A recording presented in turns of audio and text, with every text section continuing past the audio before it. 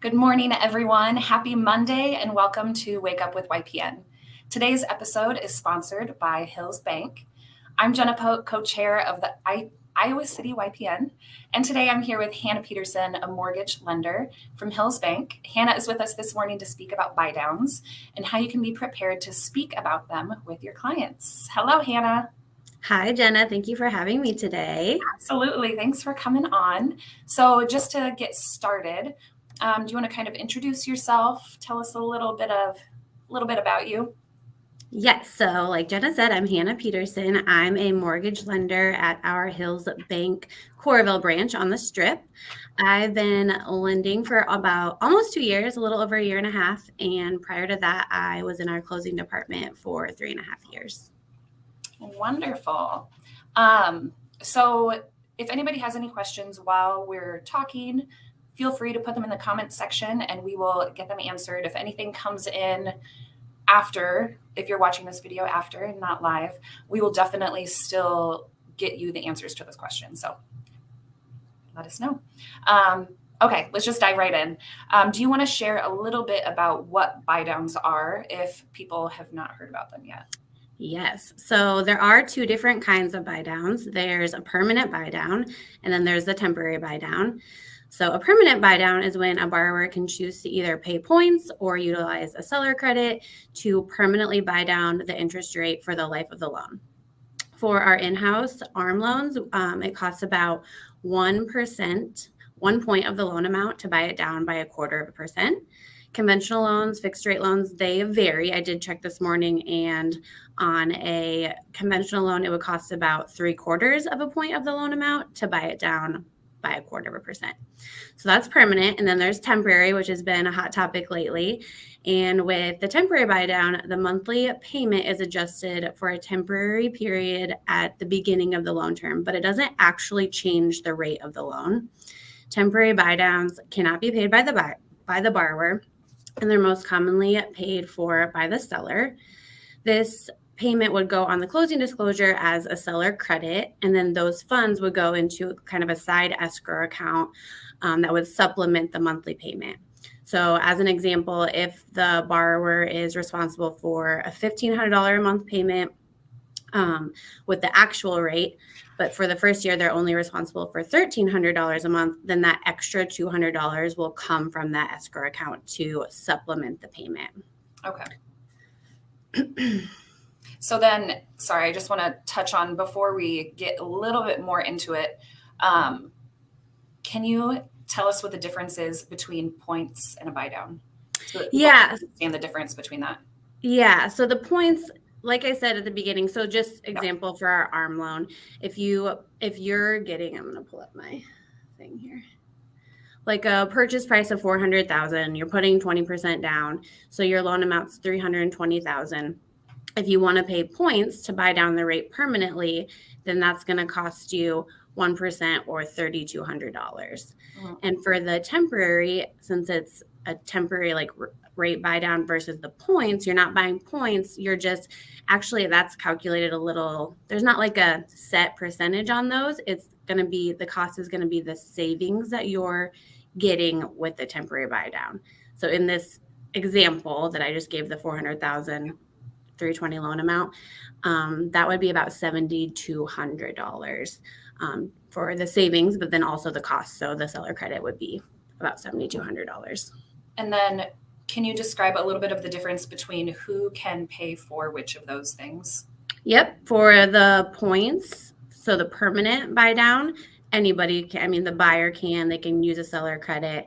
And then for the temporary, the buyer can't. And the reason is it would just make more sense to use that money for a permanent. I mean, it's just subsidizing the payment, so it wouldn't really benefit the buyer. So that's why the seller can, realtor can, lender can, just not the buyer. Okay, thank you. Mm-hmm. So buy downs have been on the rise lately with rising interest rates. It's definitely something that people have been talking about. Can you share a little bit about why this trend is happening? Yeah, I do think that the temporary buy downs have become a lot more of a hot topic recently because the rates were rising so quickly.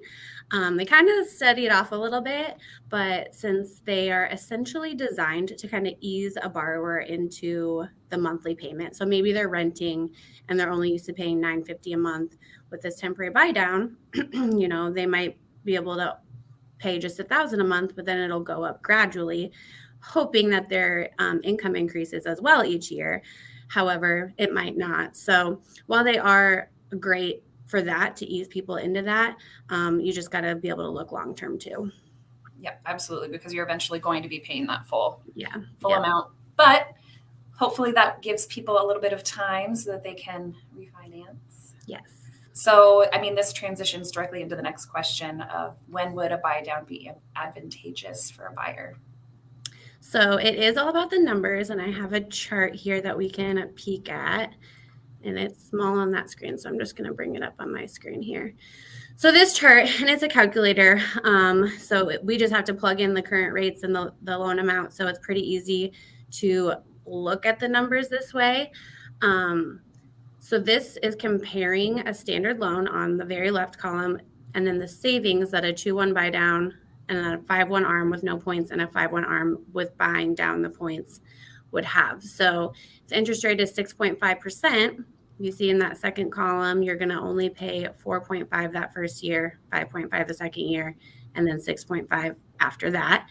With the 5-1 arm, currently 5.875, 5-1 arm with the 1 point would be 5.625. So if you just look down here, a couple columns down in the gray, it shows you your monthly principal and interest savings for year 1 and year 2 with the 2-1 buy down. And then of course you'll be back to your normal payment. And then the 5-1 arm and the 5-1 arm with the point buy down. So you can see it kind of depends on, if the interest rate for the standard loan was only 6%, the savings would be a little closer to the 5-1 arm.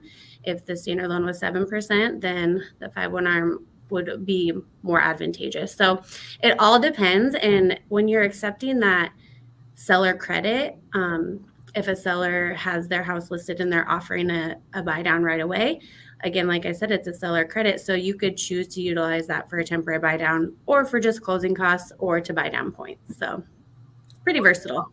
Yeah, nice. So then when a seller is offering, I mean, you kind of touched on that, when this is advantageous for a seller to pay. So kind of talking about that a little bit. I know just as for, some of our sellers being able to offer this as a seller contribution. Yep. It helps. Yeah. That's what I was going to say. For the seller, it's really just another negotiation tool. Yeah. It's the same as a seller credit. However, if you can appeal to buyers that are a little hesitant because the rates are higher by saying, we're going to buy down your rate for you right off the bat, that can at least get them in the door. And then if they don't end up using the seller credit for the buy down, if they use it for something else instead, they still sold your house. So it's another good negotiation tactic to be able to use. Yeah, absolutely. And the buyers, even though they are getting the buy down from the seller, they still have to qualify for that original. Yes. Yep. We still qualify them with the original rate. Wonderful. So what types of loans qualify for this? Currently we have one investor that is doing buy downs, and you can do conventional, VA, FHA. And then for permanent buy downs, all the above, all those loans qualify with all of our investors, and then also on our in-house arms too. So we don't have temporary buy downs on our in-house arms, but we do have permanent. Okay, wonderful. So just because I'm curious, what are you seeing on the lending side in terms of people that are choosing to do either the temporary or permanent? Definitely I have not done a temporary yet. I'm not sure if anyone here at Hills has. I mean, we have 20 lenders. Someone probably has, but I haven't been seeing it much. A lot of people have just been really taking advantage of the arms because the rates are still so low. Yeah. But we do have it available. So I think the biggest thing is just plugging the numbers into this calculator and seeing what makes sense for everybody. There have been, and in my year and a half, a decent amount of permanent buy downs too, just because it's nice. If you're going to live in your home if you're getting a 30-year fixed rate, you think you're going to be there a while. it might be worth it more to do the permanent buy down versus the Yeah. temporary. So yeah, instead of having to kind of wait and see what happens with rates. So, you know, Yep. you can always refinance when they drop, but if they keep yeah, then at least that's kind of your security blanket on knowing that you're always going to have that rate that you bought it down to. yeah. And if so, a little note, if the borrower does end up selling their loan before their buy down period ends, so if they do the 3-2-1 and they sell in the second year, then any remaining funds in that escrow account will be applied to as principal to the loan. So you don't just lose that money that's in your escrow account. Yeah, nice. That is great to know. So if someone wanted to learn a little bit more about buy downs, where should they go? I just really think that all prospective buyers should talk to their lender, talk to a lender that they trust to go over all the options, plug in those numbers, really dive deep in there, think how long you're going to be in the house. These are the savings year 1, year 2, year 3, and beyond. So just chatting with your lender. Yeah, no, all of that information is so good. And I think it's a lot of times when, at least for me, when I speak to my clients about, them going into a lender, a lot of times they think that there's only, a couple of different choices on financing. So yeah, really talking to your clients, making sure that they are talking to the lender and asking the questions and they know that there are a lot of other options available to them. Yep. Yeah. So is there anything else that you can think of that we should touch on? I think we covered most of it. Yeah. Okay. Wonderful. See, quick and easy. Pretty yes. Okay. Well, thank you so much for coming on this morning. If anybody has questions about buy downs after this has aired, definitely reach out to one of us. We would be willing to get those answers for you that you need. So yeah, thank you so much for coming on and enjoy the rest of your week. You too. Thank you, Jenna. See you later. Bye.